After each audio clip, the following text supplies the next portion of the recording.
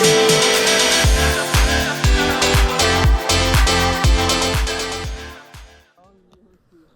everyone, welcome to vlog 2. Thanks for tuning in, and I'm going to start off this episode with a banger. The favorite hand that I've ever played in my entire poker career. And of course, as I'm new to vlogging, I missed the record button, so you'll have to follow along while I play other table footage. But I'm going to give lots of insight here, lots of tips for this hand. It's going to take a long time to explain. So just tune in. I'm definitely going to be telling a lot of useful things for you to play, but also just interesting things about the hand. So to preface this hand, I like to play more hands when I'm at a table where I just know I'm better than the other players. Not to sound cocky, but you can just tell when you're at a tough table, when you're at a looser table with, more, fishier opponents rather than, complete sharks that are just very good at the game. But I look down at 10 of hearts, 6 of hearts, which is good enough for me to maneuver post-flop. There's a late position raise to $20, and I call along with another caller. The flop comes 6 of clubs, jack of clubs, and 4 of spades. Not a bad flop for my hand. And the initial raiser bets $50, and I wind up just calling here, and the other player folds. I did think about raising here to deny equity from any holdings that I'm ahead of, but would have plenty of outs, such as any flush draw holdings, specifically like 7-8 of clubs, ace-king, ace-queen, that's c-betting, and a few other hands in there. People pay very tight live, so I could start turning this hand into a bluff now with a raise, and then barreling the next 2 streets, but I decide on a call. The turn comes at 2 of hearts, and now he bets $125, and at this moment I do debate jamming all in. My opponent has about $700 behind, so I do definitely have fold equity to get him to fold a lot of hands. It would be an awful spot for even aces because I'll be representing so much strength, but I decide to just call. And all I have at this moment is just a pair of 6 with a terrible kicker. My hand sucks, quite frankly, but still ahead of some flush draws, ace-queen, ace-king, It's hard to explain over this because live reads are a huge part of my game. I do watch every hand to see how people play. There certainly are player types based on age, what people are wearing, etc. So I like to feel out the table, and I will make some loose calls and try to pick people off on bluffs depending on who's at the table and how they're playing.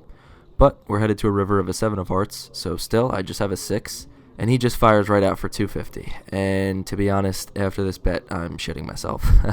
I really don't want to fold. I do think that he's bluffing, to be honest with you. I look over at him, and he's looking all over, super relaxed. He even started talking to someone at the table, and this is a big tip from me. In poker, it's completely opposite in live reads. When you're bluffing and you're weak, you don't want to look it. You want to appear strong. You want to look relaxed. So that your opponent doesn't just snap call you. And when you're super strong and not bluffing, you want to appear weak. You might even give some fake swallows, some nervous ticks to just appear weak, so your opponent will call you. And it's kind of reverse psychology, And typically, I only like to put money in the pot when I'm sure that I'm getting it back. I like to pick good spots, and I really wouldn't advocate to just try to bluff catch to be profitable. But like I said, it's so hard to explain when you're at the table playing, feeling people out, and you just feel it in your gut. So I take a deep breath, I grab $250, unsure really if I'll be getting it back. If I'm wrong, I'll lose roughly $450 on this hand, and I'll just be super annoyed at myself that I even put myself in this spot.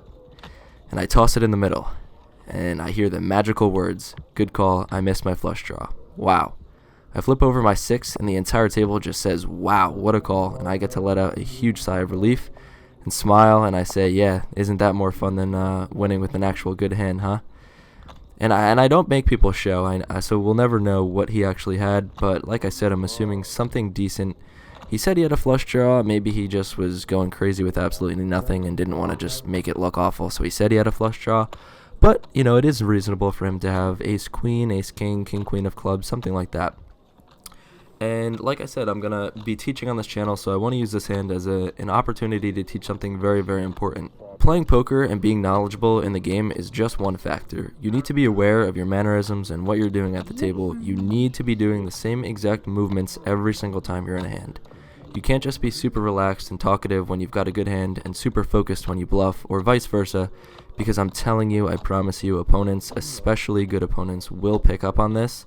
They'll pick up on every single thing you do, and I've read many books about live tells. I've listened to many good poker players, including my favorite, Fedor Holtz, talk about reading opponents, even reading opponents' pulse. Yes, you can read an opponent's pulse at a poker table.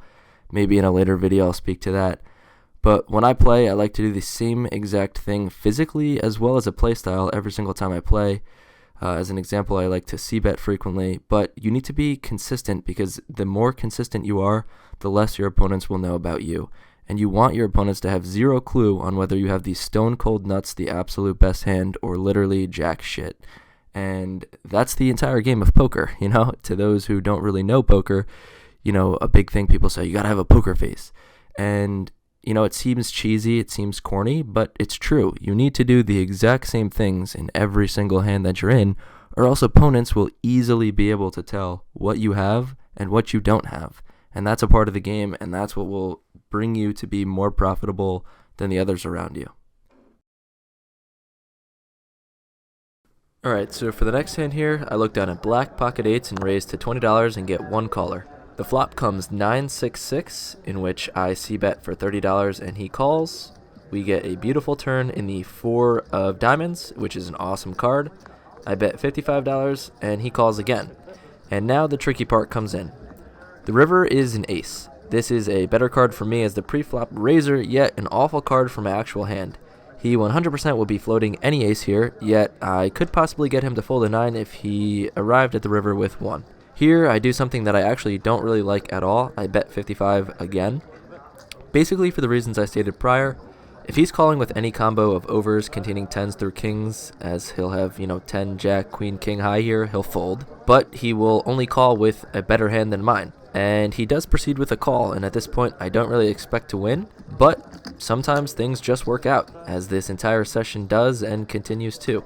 I flip over 8s, and he says you're good, and as he starts to muck, I see a 7, so I can only believe he had pocket 7s there, in which, of course, I love the river bet.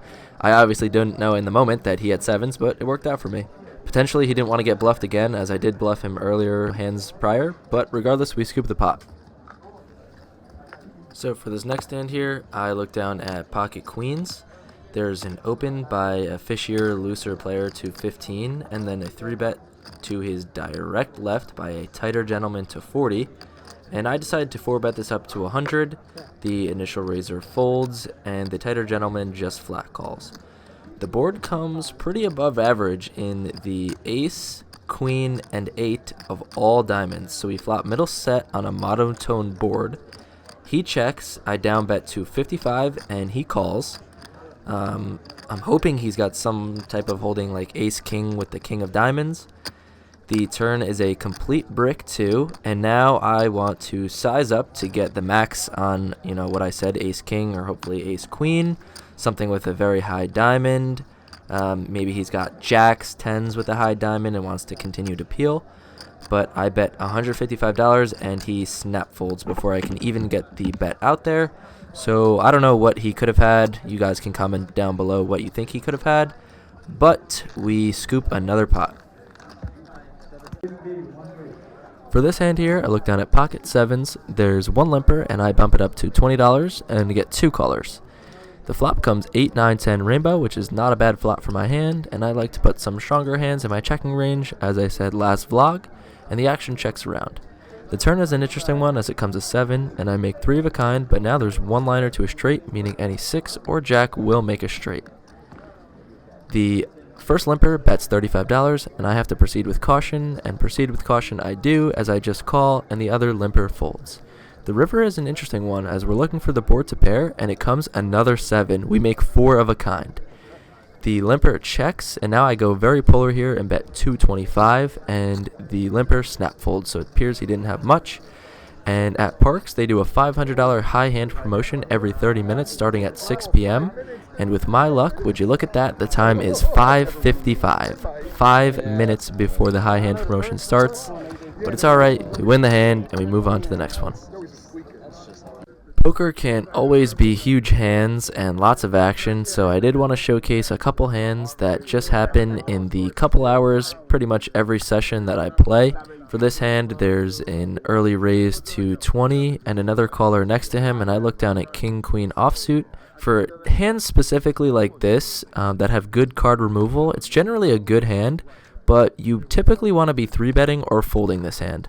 So I take the aggressive route, 3-bet to $75, and both players fold, and we pick up $40 just like that. Sometimes it does pay off to be aggressive, and you definitely need to be putting some medium hands in your 3-betting range so you're not always 3-betting aces, kings, queens, etc.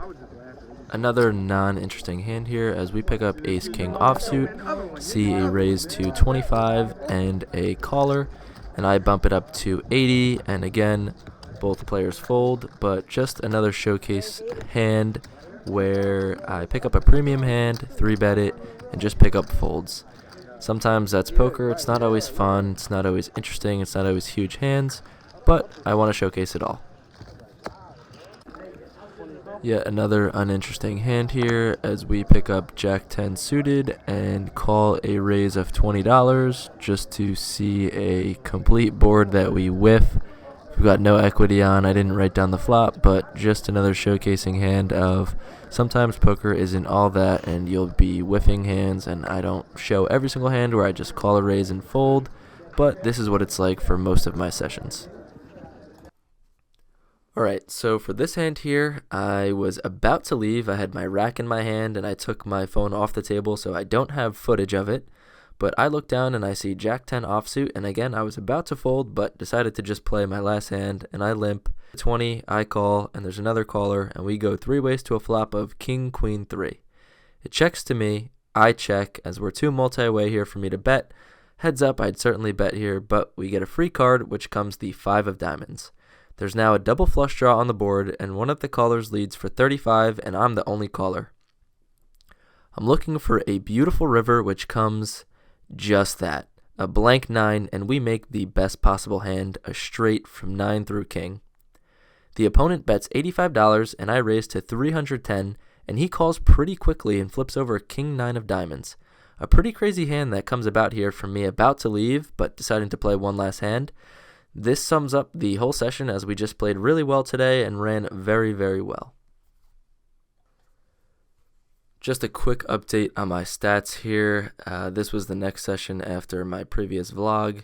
Just wanted to put this in as we broke 10 grand profit at Parks. I've only been playing since November live, so this is 10 grand in basically 4 months. Pretty ridiculous. You do the math. And just something I wanted to say is when you're a good player and the cards go your way, you can make a shit ton of money. And when the cards don't go your way, sometimes you can still make some money or lose the minimum. But let me tell you, when every single thing goes your way and you're a good player, you will capitalize and make so much money. And that's why playing good poker during the whole session is so important. Today I ran very, very well. The cards went my way, but I also just know how to play. So I was getting the most value in every single spot, having a great session, and you just feel so great after these sessions. Makes you feel so good, and it makes you just want to play the next day. Thank you all for watching vlog number 2. Hopefully vlog number 3 could be as good as this one. Definitely leave a like, a comment, and share this with anybody that you know that plays poker. I appreciate it all. I'm going to keep making videos, hopefully teach you guys something. But again, I appreciate it, and thanks for watching.